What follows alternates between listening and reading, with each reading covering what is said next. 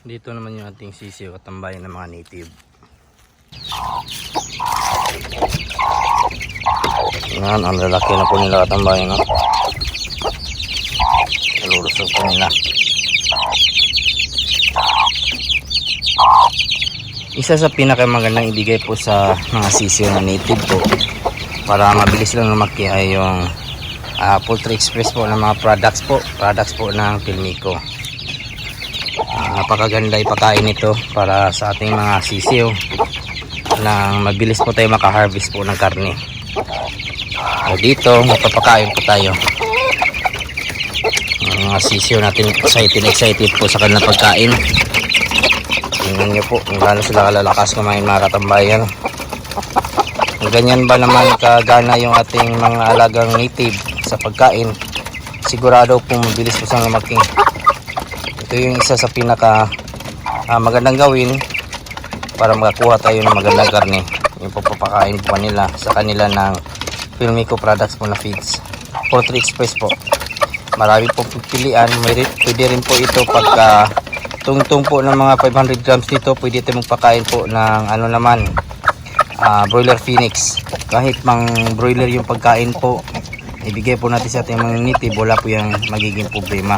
Mas maganda pa nga para mas mabilis silang lumaki. Yan yung kagandahan po. Ito yung pinili natin para sa ganon hindi tayo magsisisi, kasi mabilis pong lumaki at garantisado na quality yung feeds po na ating ibinibigay. At isa din po sa kagandahan ng pag-aalaga ng native, hindi mo kailangan ng ilaw. Gaya po nito, bali inahin lang po yung magpapainit sa kanas tuwing gabi.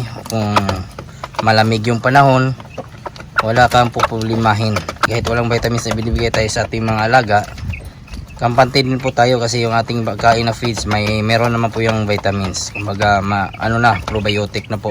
Hindi rin po magastos po sa ilaw kasi sila na yung magpapainit. Kumbaga kung pure feeds natin yung ating mga alaga, 2 to 3 months po makaka-harvest na po tayo ng karne.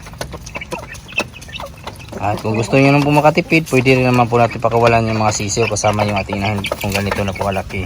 Pero sa kaso dito sa probinsya ay hindi po basta-basta tayo nagpapakawala ng mga sisiw gaya po ng mga ganito na po kalaki, kasi nga maaari pa po ito mabiktima po ng uwak.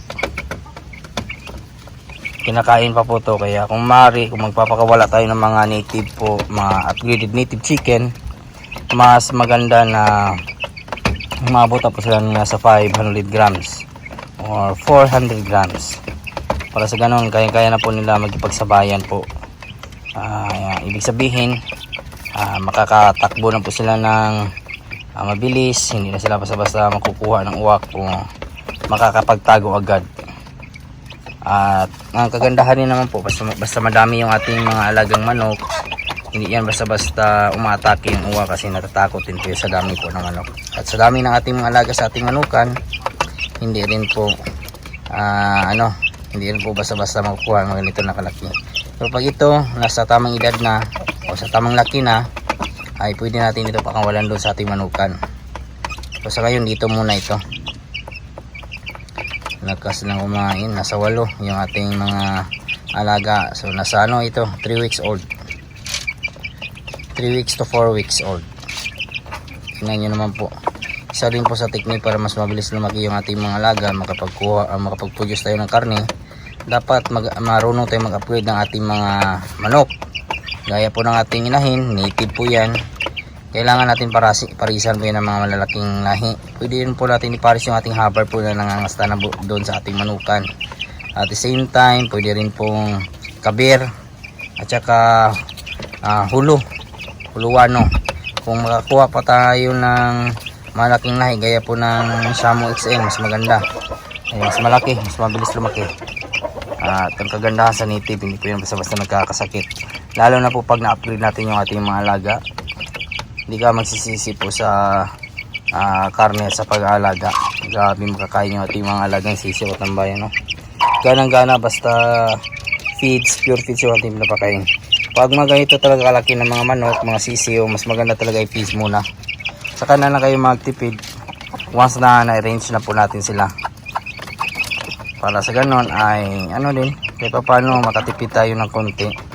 At pag naka-range yung ating mga alaga, marami pa silang option na kakainin. Pwede silang magmerienda po ng mga dahon-dahon, damo-damo. So wala kang pupulimahin talaga.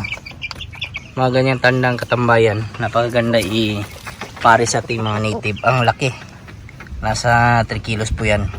Yung mga natatapon po ng pagkain sa loob ng kulungan, kinakain po yan ng mga manok po dito sa labas.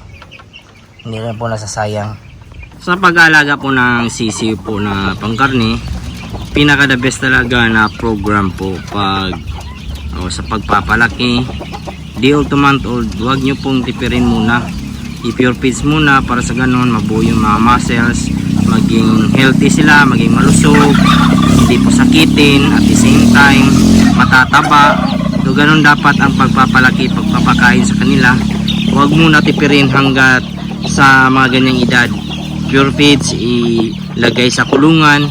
At sa kaso naman po ng ating mga upgraded native chicken dito sa ating manukan, ay halo-halo kasi yung ating mga manok. So ibig sabihin ay pinapa-incubate natin yung mga itlog. So hindi natin pinapasama. Ang gagawin na lang po natin sa ating mga sisiw, gaya po ng pag-alaga ng ating mga heritage chicks, ay ikukulong po sila. Bibigyan lang po ng ilaw para sa ganun may init po.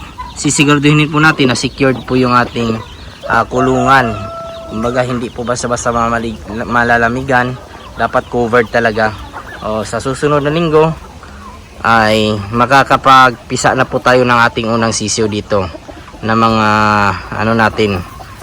upgraded natin na native chicken. Nakandling na po natin kagabi sa 40 po natin na load last time.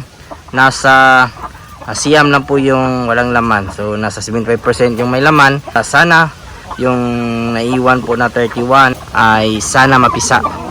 Para sa ganon tuloy-tuloy na yung pagpaparami po natin dito sa ating manukan.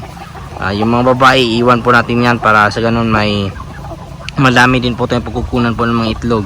Yung mga lalaki na lang po yung ating i-dispose na pangkarne pagdating ng araw na umabot na po ng 800 grams to 1.2 kilos. Ganon ang pagbenta po ng mga pangkarne po. Huwag na po natin silang palakihin. Pabutin po ng 1.5 kilos bago ibenta. Mga ganong range po na timbang, pwede na po talaga. Dito sa ating range ngayon, talagang happy na po tayo kasi madami na rin po nangingitlog. Maganda naman po yung resulta ng ating matching po dito sa ating mga inahin sa ating tandang. Yan na po ngayong araw mga katambayan, at maraming salamat po pala sa mga bago po natin subscribers and viewers. Welcome po sa aking channel, at kung kayo po ay napadaan ngayon, sana po i-consider nyo po na i-follow, i-like, subscribe. Napakalaking tulong po yan. Kung may mga katanungan naman po kayo, ilagay nyo na po sa comment section at ating sasagutin. At huwag kalimutan i-click yung notification bell para sa mga susunod na videos. Bago muna tayo magpaalam, shoutout muna natin yung ating mga kaibigan dyan na si Alvin Lubigan, Arnold Corambao from Davao de Oro, SB Mix TV, Refugio Family, Concordio Refugio from Pateros, Manila, Romeo Lusanta watching from Israel, Aki at Nasad Vlog. Mga nanood po dyan yung shoutout po sa inyong lahat. At sa mga hindi ko naman po na shoutout, isa-shoutout ko lang kayo sa susunod. Maraming salamat, God bless at ingat po kayo palagi. Bye bye.